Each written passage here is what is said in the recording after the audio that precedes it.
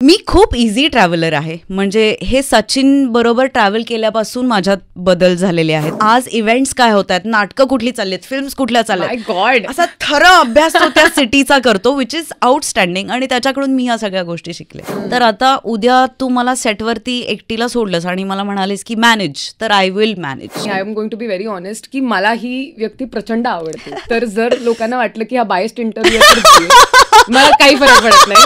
हा आहे biased interview, ठीक आहे. हा, लेट्स गेट दॅट स्ट्रेट. आधीच मला सांग की इतकी सगळी माणसं आहेत ज्यांच्यासोबत तू काम केलंयस, जी माझी आवडती माणसं आहेत, पण त्यातली एक व्यक्ती जी मला फार आवडते Sachin Kundalkar. I really admire him. आणि त्यांचं पुस्तक 1990 मध्ये एक चॅप्टर आहे ज्याच्यात तुम्ही दोघे ट्रॅव्हल करताय आणि त्यात ही एक्सप्लेन्स की हाऊ ही ट्रॅव्हल्स आणि हाऊ सई तामणकर ट्रॅव्हल्स. मला विचारायचं एकतर ट्रॅव्हल किती महत्वाचं आहे तुझ्या आयुष्यात आणि तू काय टाईपची ट्रॅव्हलर असते? ट्रॅव्हल खूप महत्वाचं आहे, माझ्याच नाही आपल्या सगळ्यांच्या आयुष्यात. लोकांनी म्हणजे मला असं वाटतं की आपण आजकाल कुठेतरी कॉफी प्यायला जातो, तिथे आपण एका झटक्यात 1,000 रुपये खर्च करतो न विचार करता. त्याच्यापेक्षा स्वतःची कॉफी घरून आणा, ते 1,000 रुपये साठवा आणि त्याचा ट्रॅव्हल करा, असं मी जेन्युइन ॲडवाइस देईन. मी खूप इझी ट्रॅव्हलर आहे. म्हणजे हे सचिन बरोबर ट्रॅव्हल केल्यापासून माझ्यात बदल झालेले आहेत. त्याच्या आधी, कारण ही माझी पहिली सोलो ट्रिप होती त्याच्याबरोबर. सो हे बदल घडायला तोही खूप अंगी कारणीभूत आहे. मी खूप इझी ट्रॅव्हलर आहे. मला पब्लिक ट्रान्सपोर्ट किंवा आंघोळीसाठी लाईन लावणं किंवा जिन्यांनी चढत जाणं ह्या गोष्टींची काही प्रॉब्लेम नसतो. एकच प्रॉब्लेम मला येतो की माझं सामान जास्त होतं.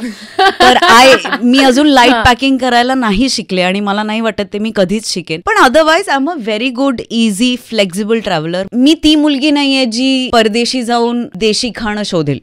मी ती मुलगी आहे जी लोकल जॉईंट्स शोधेल, जी लोकली घरी काय बनतं, शेजाऱ्यांच्या घरी काय बनत असेल, रेसिपी विचारणं, ह्या गोष्टी मी करते. So I am quite an easy traveller. पण सचिन इज म्हणजे तो तिकडे पण त्याचा डिसिप्लिन असतो. 6 वाजता उठून चहा हातात, पुस्तक हातात, हे सगळं मला जमत नाही.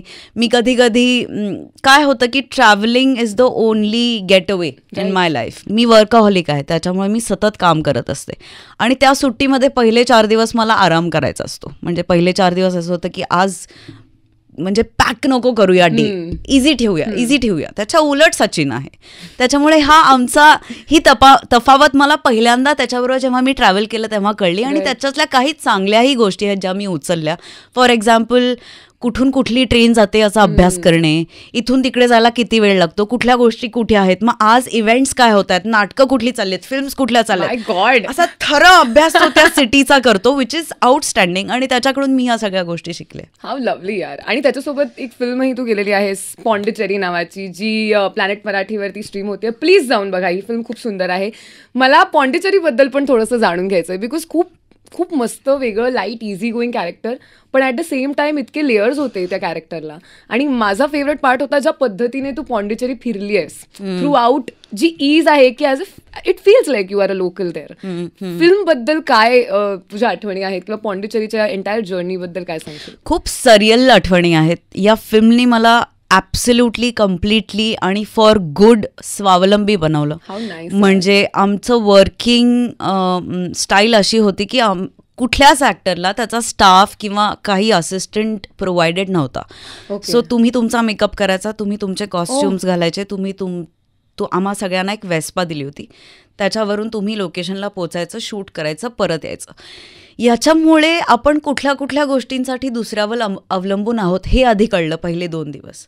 मग 3रा दिवस त्याला ओव्हरकम करण्यात गेला आणि 4थ्या दिवशीपासून गाडी रुळली. तर आता उद्या तू मला सेटवरती एकटीला सोडलंस आणि मला म्हणालीस की मॅनेज, तर आय विल मॅनेज. म्हणजे तर ही एक अत्यंत काय म्हणूया, ही प्रोसेसमध्ये घडणारी गोष्ट आहे.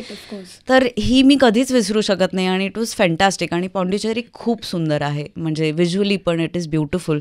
आणि सचिनचा एस्थेटिक सेन्समुळे ते अजून जास्त छान दिसतं. आणि हू वुड बिलीव्ह की ही पहिली फिल्म आहे मला वाटतं मराठीतली जी एका फोनवरती आयफोन झालेली आहे कम्प्लिटली.